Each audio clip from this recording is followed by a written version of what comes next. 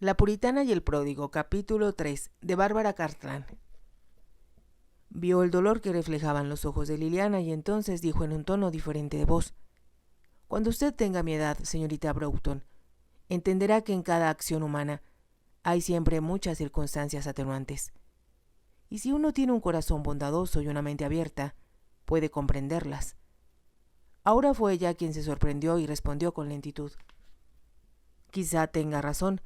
Quizá yo no haya visto más allá de lo que, a primera vista, me pareció un acto malvado de egoísmo». Su madre se marchó sola.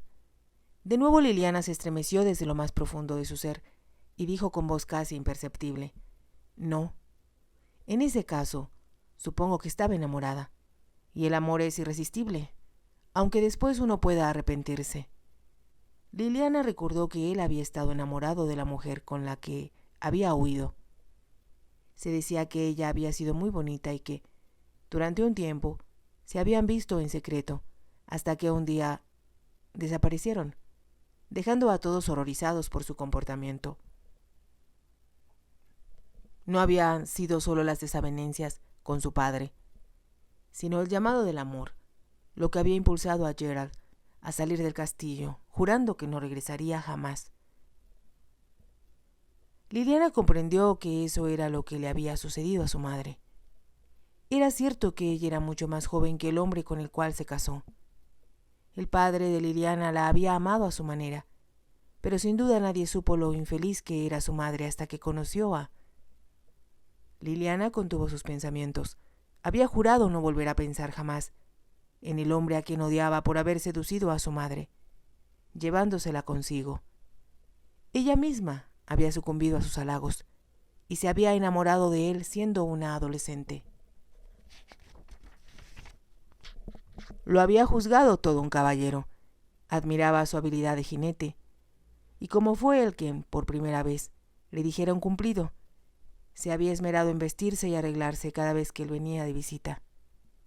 Luego juzgó que él los había traicionado, no solo a ella, sino a su padre, y ello le pareció el acto más bajo y vil que podía concebirse. Por eso lo aborreció a él y a su madre. Fue mamá quien lo mató, había dicho Liliana, la muerte de su padre, pero sabía que él había estado enfermo desde hacía tiempo. Aunque la fuga de su esposa quizá lo había hecho perder todo deseo de vivir. Ella había querido borrar el crimen de su madre de la mente de su padre, y su devoción hacia él había impresionado a todos, incluyendo a los doctores. Y ahora el conde, cuya vida había sido tan criticable, le estaba pidiendo que perdonara y que comprendiera los motivos de su madre. Liliana, al sentir un caos en su mente que no la dejaba pensar con claridad, insistió: «Su señoría, quisiera hablar acerca de su sobrino. Usted dijo que escucharía mi petición, y yo estoy muy preocupada por sus galanteos con mi hermana, Nanette». «Estoy dispuesto a hablar sobre Pascoe», convino el conde, «pero quiero dejar una cosa en claro. Su madre le dejó a Nanette una fortuna, y no le dejó nada a usted». «No veo que eso deba importarle, señor», respondió Liliana, «pero le diré que mi madre dividió todo su dinero a la mitad entre las dos, y que éste se nos debía entregar al cumplir 21 años. Hizo una pausa y el conde habló. «Así que cuando usted llegó a esa edad le dio su parte a su hermana». «Sí, pero aún tiene suficiente dinero propio como para gastarlo en mi finca y en mis sirvientes». «Tengo suficiente, pero Nanette tiene solo 17 años, y a esa edad una fortuna puede ser no solo una responsabilidad, sino un problema. Quiere decir, cuando un joven como mi sobrino se interesa en ella». «Exactamente, su señoría. Supongo que el dinero está en manos de un albacea». «El albacea era mi padre, que ha muerto, y los mismos abogados a quienes conciernen las propiedades de usted. Pero en el momento en que Nanette se case, la fortuna pasará a ser administrada por su esposo. Y ella desea que ese hombre sea mi sobrino. Ya le he dicho que es muy joven e inexperta. Su sobrino es un hombre muy bien parecido, y se comporta de manera exagerada, enviando un mensajero con flores y una carta desde Londres hasta aquí, y dedicándole halagos demasiado floridos y rebuscados para ser sinceros. Y, por supuesto, usted es una autoridad en la forma como debe comportarse un hombre enamorado. El conde se burlaba de ella de nuevo, y Liliana se dijo que lo odiaba, pero, comprendiendo que había mucho en juego, le suplicó: «Por favor, su señoría, vea esto desde un plano realista y ayúdeme, si puede». «Me parece que es mucho más importante que lo vea desde el punto de vista de su hermana», dijo el conde. «Lo que voy a sugerirle, señorita Broughton, es que me permita el honor de visitarlas en un futuro cercano, no solo para conocer a su hermana y discutir su problema, sino también el mío». Le extendió la mano a Liliana y añadió: «¿Me quiere entregar su libreta, por favor? Según me dice, ha anotado en ella lo concerniente a mi finca. La voy a revisar con calma para ver si puedo entender lo que usted ha escrito, aunque estoy seguro de que necesitaré que me lo explique más adelante». Liliana se puso de pie y se acercó al conde. Él no se levantó y tomó la libreta. La abrió y vio que ella había anotado con su hermosa letra el nombre de cada pensionado, su domicilio, su edad y en qué había trabajado antes de retirarse. También aparecía la cantidad de dinero que habían recibido y la fecha.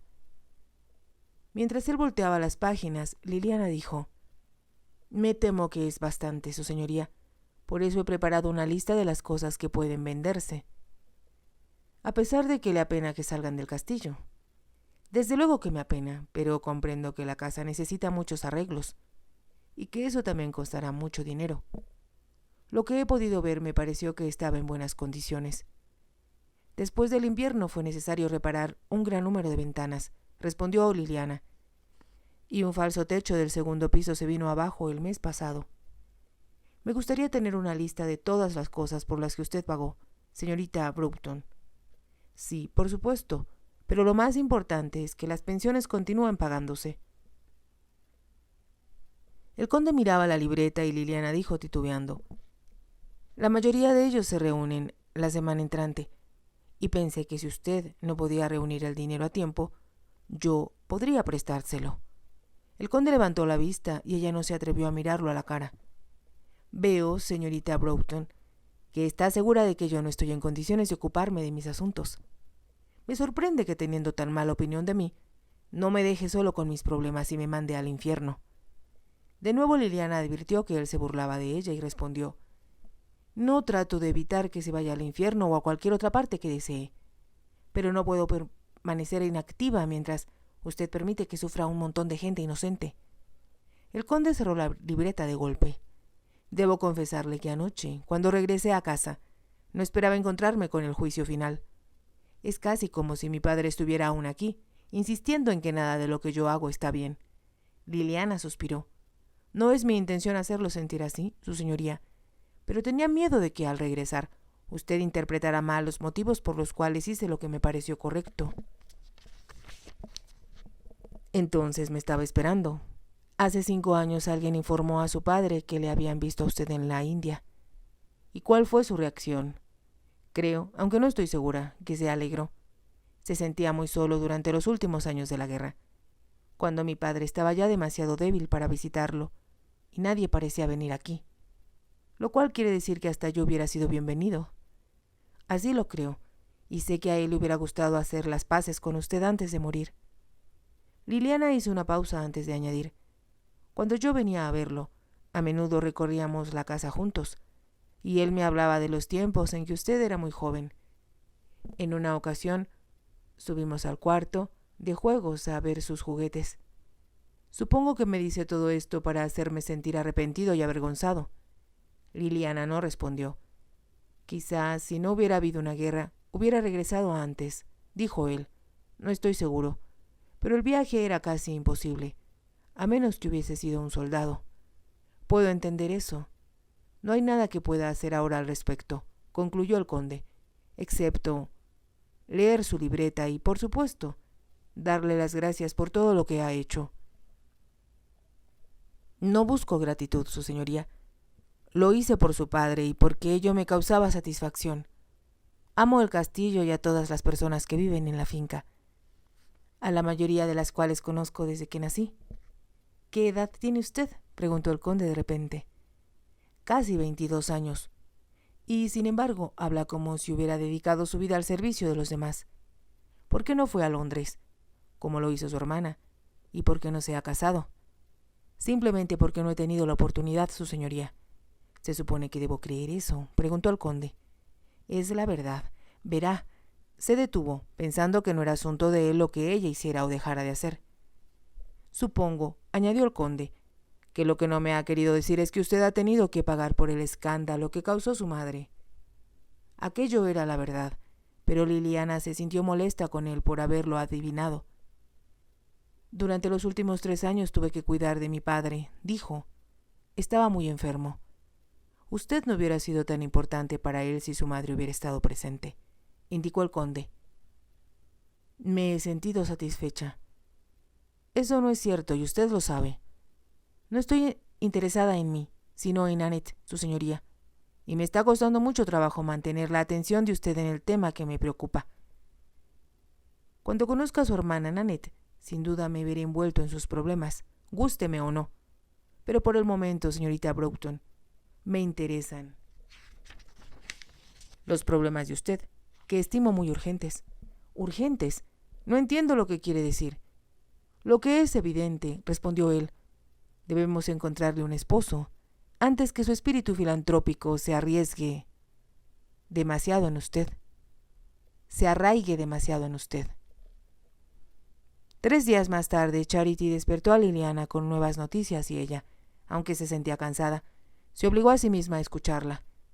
La señora Goodwin dice que hay mucha actividad en el castillo y que están descolgando los cuadros y amontonándolos sobre el piso, anunció Charity. Liliana se sentó de golpe sobre la cama. ¿De la galería? Ah, Charity, no de la galería. La señora Goodwin no dijo de dónde, respondió Charity. Pero hay más cuadros allí que en ninguna otra parte. Sí, lo sé, y le pedí al conde que no vendiera esos. La señora Goodwin también dijo que su señoría mandó a buscar compradores de Londres, y que algunos de ellos llegaron ayer. Son comerciantes. Compradores de cuadros, exclamó Liliana. Ella había esperado que el conde viniera a visitarle el día anterior, y, aunque lo había esperado con ansiedad, él no había dado señales de vida y ahora sabía por qué. A pesar de todo lo que ella le había dicho y de la lista que le había preparado, él estaba vendiendo los cuadros de Van Dyck. Claro que su venta proporcionaría más dinero que cualquier otra cosa, pero ¿cómo podía él ser tan insensible a su pasado?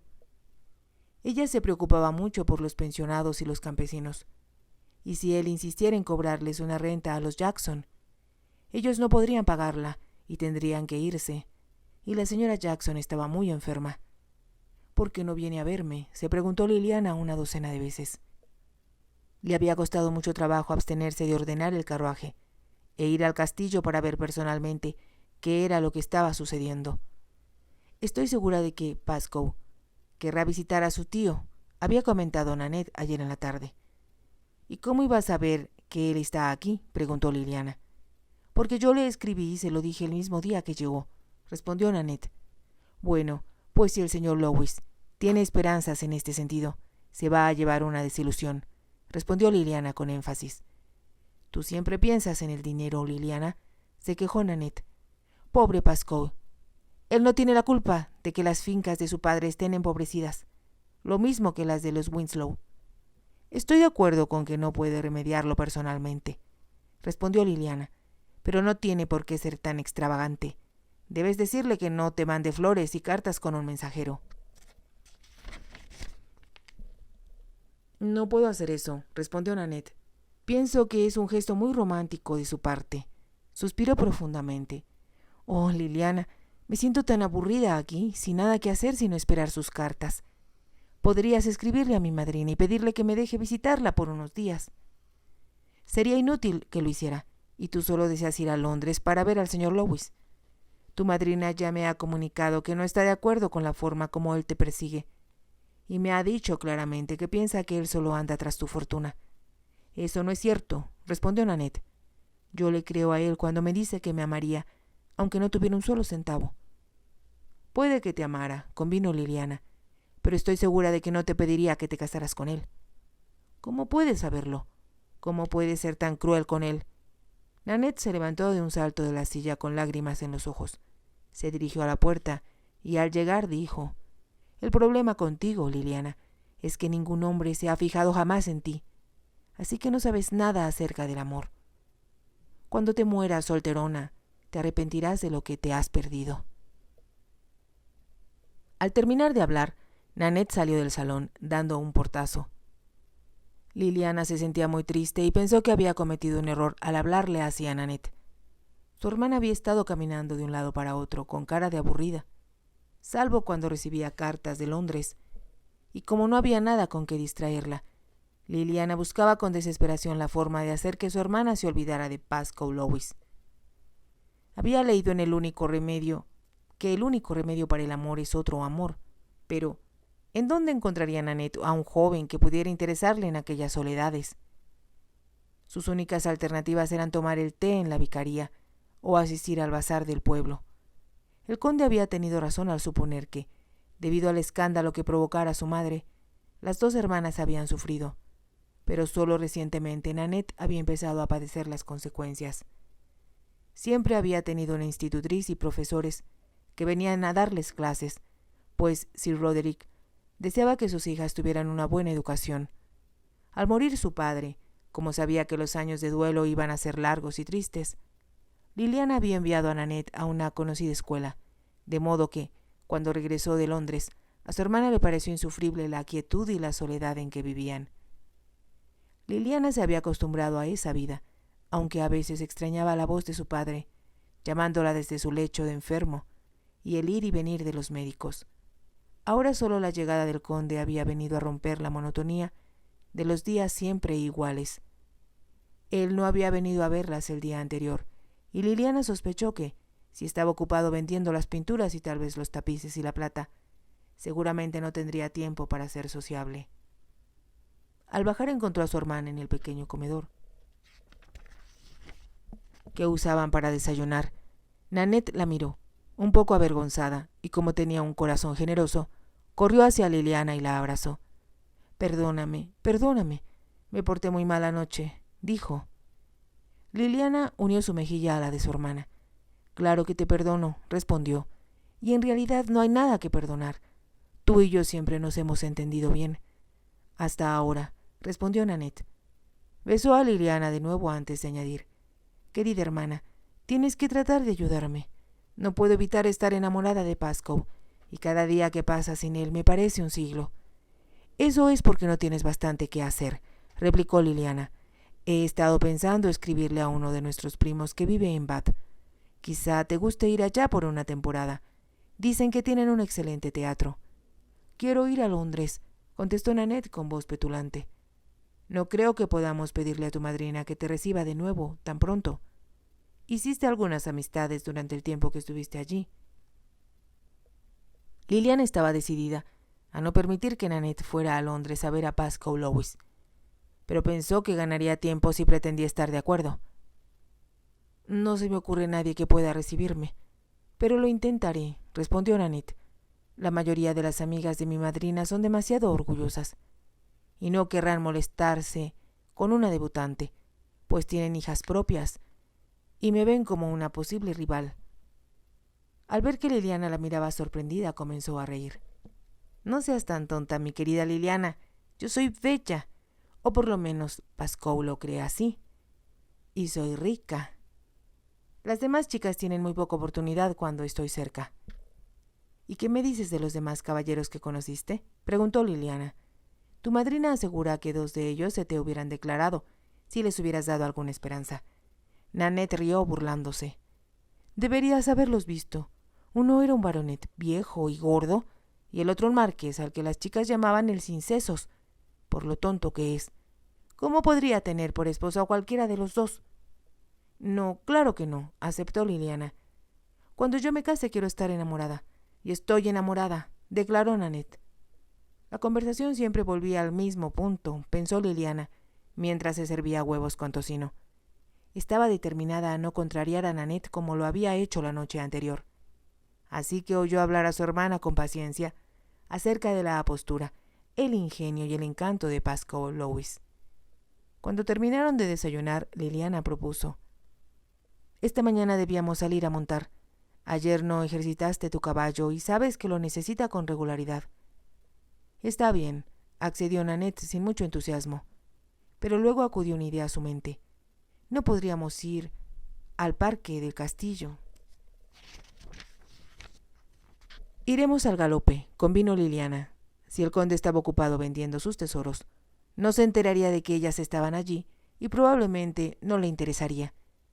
Era tan doloroso pensar en lo que él estaba haciendo, que Liliana se dijo que cualquier cosa era preferible a quedarse en casa esperándolo, como lo había hecho ayer. Media hora más tarde, vestidas con ropa de montar, las dos chicas salieron en sus monturas. Pascoe dice que yo debía comprarme unos caballos en Tattersall's, comentó Nanette mientras avanzaban por el camino. Y creo que Dragón se está poniendo demasiado viejo para lo que yo necesito. Como Liliana sabía que aquello era solo otro pretexto para ir a Londres, no respondió. Dragón era un excelente caballo que había costado una buena suma, hacía apenas año y medio. Pascoe sabe mucho sobre caballos, continuó Nanette.